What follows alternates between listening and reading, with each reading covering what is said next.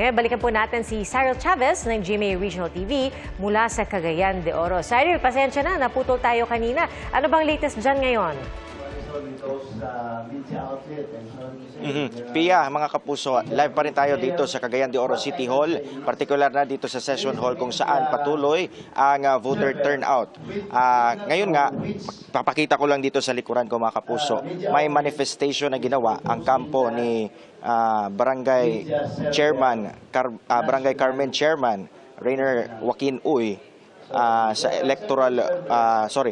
sa canvassers dito ngayon dahil kanilang kini-question ang nagiging reflection ng voter turnout mula sa media transparency server at yung pumapasok na voter turnout dito sa CDO City canvassers. Kaya ngayon, patuloy ang kanilang diskusyon kasama ang chairman ng CDO City canvassers dito kung ano ang mga dapat gawin para malaman kung ano ba yung tamang bilang ng mga boto. Lalo na't Pia, as of 11:14 ngayong gabi, as per media transparency server, dikit ang labanan para sa 1st District Representative. Nangunguna si incumbent 1st District Congressman Lordan Suan na may 86,554 votes.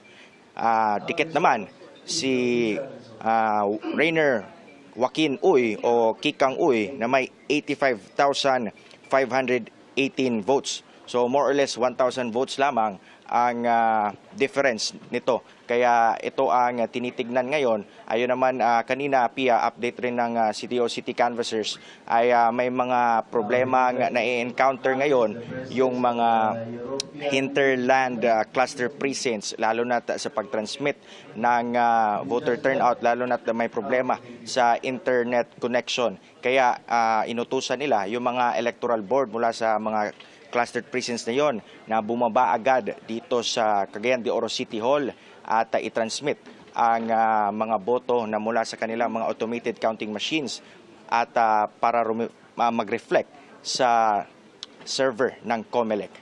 Sa ngayon, yan ang latest dito, Pia, at mga kapuso. Mula rito sa Cagayan de Oro City, ako si Cyril Chavez ng GMA Integrated News.